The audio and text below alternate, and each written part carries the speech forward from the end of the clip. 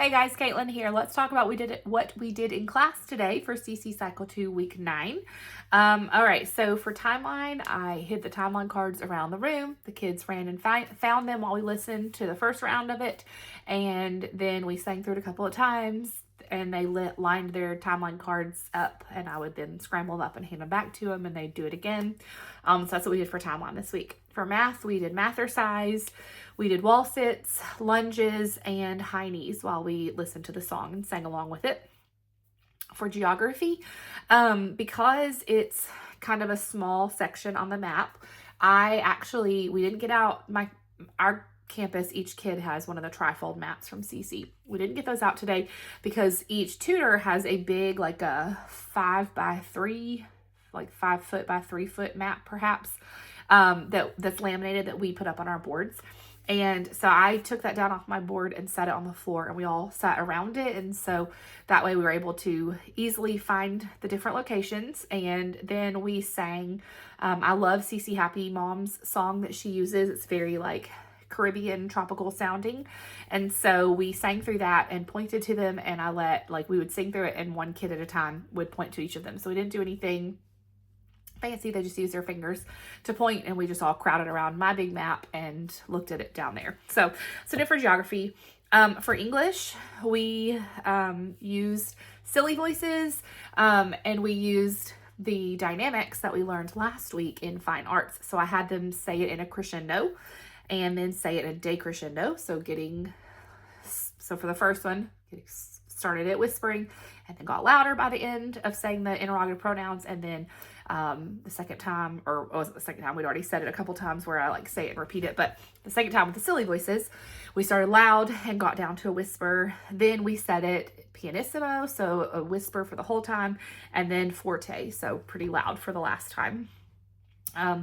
For history, same as I always do, hand motions from Driven by Grace and the CC song, and then putting the history cards in order. So the hand motions, it's a long one because there's so many names. And it was kind of hard for my kids. And I always tell them, you don't have to do the hand motions, but here they are if you want to. So we did 1500s, 1800s, Henry, England, Louis, France, Philip, Spain, let's see, Peter the Great of Russia. You bounce your hands on your hips, and I can't see my hips. And Frederick the Great of Prussia. You make P's and bounce them on your hips instead of just like this. Let's see. And then ruled during the age of absolute monarchs. So it was a lot. Kind of hard for my kiddos, but whatever. Do what you can with that. Whatever works for your crew. Okay, for science, we used a song that is on CC Connected. This is my third time through cycle 2. It's my first time tutoring, but my third time through the cycle. And so I have songs that we've been singing since my oldest was 5 years old. So there's a song that we had learned back in the day, and that's what I did with them. But it is on CC Connected, so it's linked on my blog if you want to see it. And then the hand motions that I did were basically the ones that Driven by Grace does. So core, radiative zone, convective zone, sunspots, photosphere, solar flare, and corona is what we did.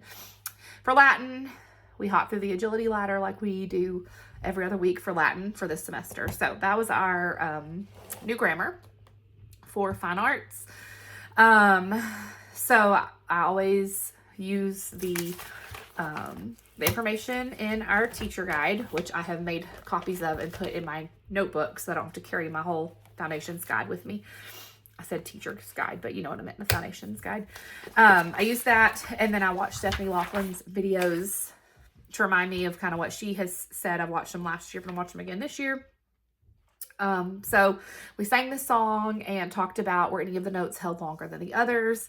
And then I showed them on the whiteboard, I have a big whiteboard in my room, how to draw a staff and how to draw the different notes and what they're called and how many beats you hold them for.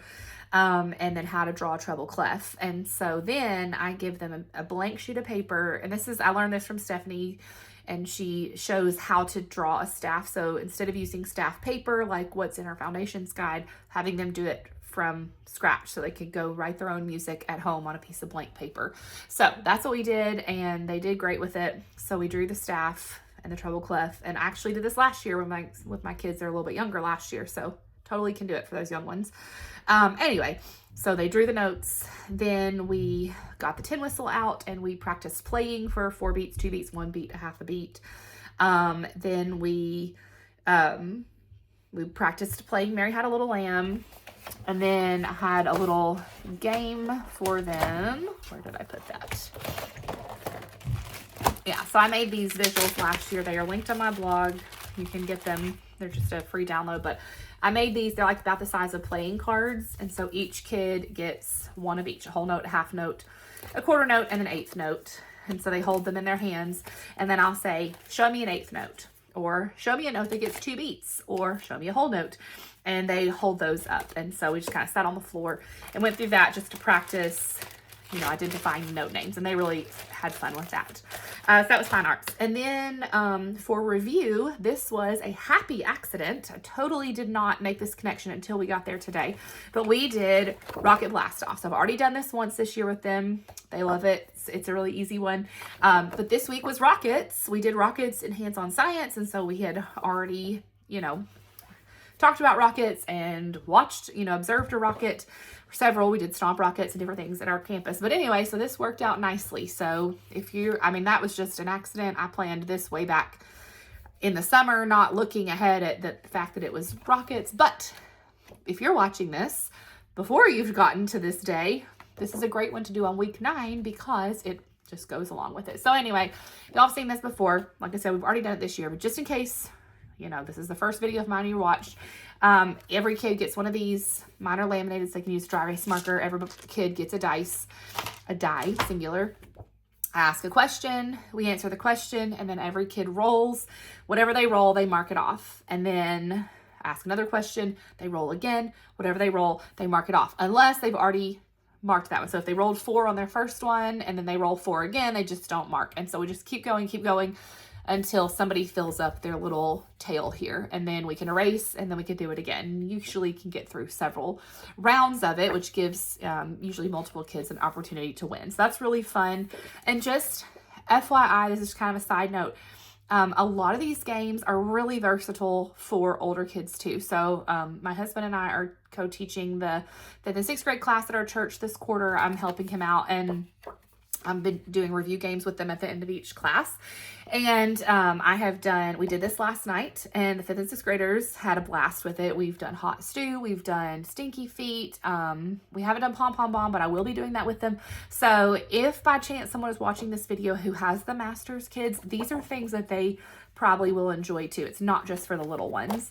And some of them can be made more competitive, that kind of thing. But just FYI, I think most people who are watching these videos have kids the same age as the ones I'm teaching, but just on the off chance that somebody is watching this who has older ones, a lot of the games that I share have been a hit with my 5th and 6th graders at church too. So just thought I'd throw that out there in case that helps you. So anyway, that is everything. I hope you have a great week, and I'll chat with you next week. Bye.